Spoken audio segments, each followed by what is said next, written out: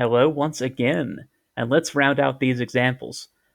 What I have for you here is a decision matrix, if you want to call it that. Just a list of decisions you should make based on two things. Based on your alternate hypothesis and based on the relationship between the p-value and the significance level. And broadly speaking, what happens is if your p-value exceeds alpha, if your p-value is bigger than alpha, there's not a lot you can do. Right? That's the whole point of this test is if your p-value exceeds alpha, if it's bigger than the significance, then you do not have enough evidence to say anything definitively, good or bad. So for an alternate hypothesis of p greater than some value, if you are getting a p-value above alpha, then you cannot reject the null hypothesis. You cannot say anything definitively. Same for if you have the less than sign. You're still not able to say anything definitively. And this one's a little backwards, but we'll see exactly why that is here in a second, I promise. But once again, if you have some p-value exceeding alpha, you have insufficient evidence to say something for certain. On the other hand, if your p-value is smaller than, or I guess equal to alpha, you get to reject the null hypothesis, which means this is not true. Your evidence is supporting the claim that this is not true, the assertion that this is not true, thereby supporting this hypothesis. Well, wait a minute. That's your claim.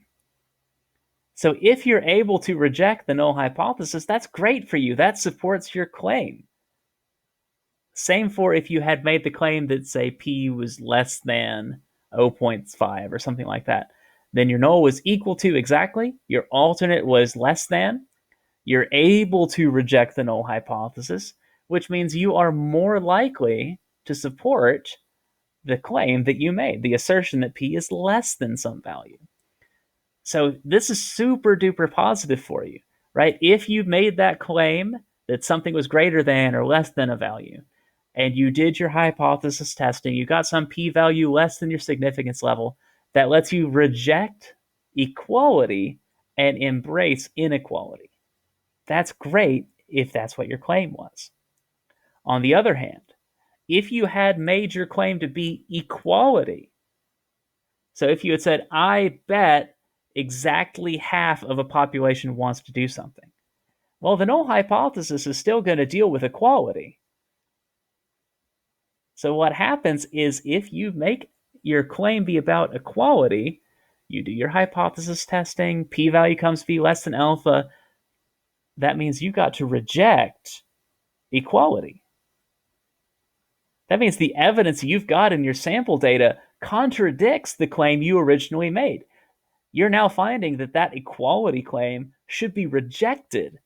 And the truth, more likely than not, is that thing you said is probably wrong. So that is why, hopefully that makes more sense to you guys as to why when the claim is all about equality, instead of having this successful p-value, rejection of the null hypothesis, instead of you getting evidence to support your claim, your evidence is now contradicting the claim. And it's all because the flip-flopitude of where your claim goes.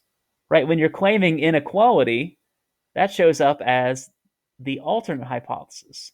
If you're claiming equality, that shows up as the null hypothesis. So that's the difference there. And you got to keep that in the back of your mind when you're critically assessing how your claims do. All right, so if you want to take a second to pause this video and see what rejections we should do and what conclusions we should make, go ahead and do so now. Did you do it? And this is what we got. Right, the p-value here exceeded 0.05, so we were not able to support the claim. We were not able to reject the null hypothesis. For the other two, we were able to reject the null hypothesis, which means our original claim for this example was supported by the evidence. Whereas over here, the claim was not supported by the evidence. And I've got, 5 seconds left. So I'll just let you read over this here, and we will pick up in the next video with this. I will see you then.